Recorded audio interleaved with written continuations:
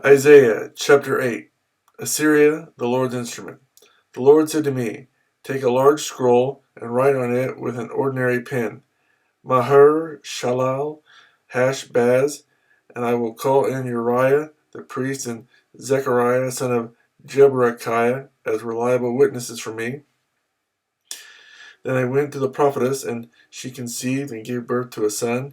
And the Lord said to me, name him Maher-Shalal-Hash-Baz, before the boy knows how to say my father or my mother. The wealth of Damascus and the plunder of Samaria will be carried off by the king of Assyria.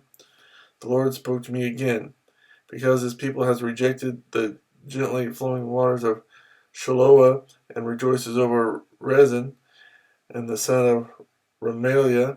Therefore the Lord is about to bring against them the mighty floodwaters of the river, the king of Assyria with all his pomp. It will overflow all its channels, run over all its banks, and sweep on into Judah, swirling over it, passing through it, and reaching up to the neck. Its outspread wings will cover the breadth of your land, O Emmanuel. Raise the war cry, you nations, and be shattered. Listen, all you distant lands. Prepare for battle and be shattered. Prepare for battle and be shattered. Devise your strategy, but it will be thwarted. Propose your plan, but it will not stand, for God is with us. Fear God.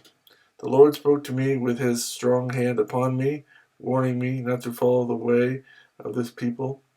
He said, do not call conspiracy everything that these people call conspiracy. Do not fear what they fear, and do not dread it.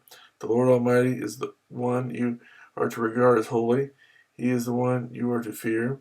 He is the one you are to dread, and he will be a sanctuary. But for both houses of Israel he will be a stone that causes men to stumble, and a rock that makes them fall. And for the people of Jerusalem he will be a trap and a snare.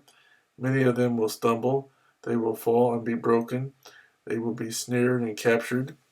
Bind up the testimony and seal up the law among my disciples. I will wait for the Lord, who is hiding his face from the house of Jacob. I will put my trust in him. Here am I, and the children the Lord has given me. We are signs and symbols in Israel from the Lord Almighty, who dwells on Mount Zion. When men tell you to consult mediums and spiritists who whisper and mutter, should not a people inquire of their God? Why consult the dead on behalf of the living? To the law and to the testimony. If they do not speak according to this word, they have no light of dawn.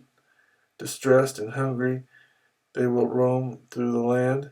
When they are famished, they will become enraged, and looking upward, will curse their king and their God.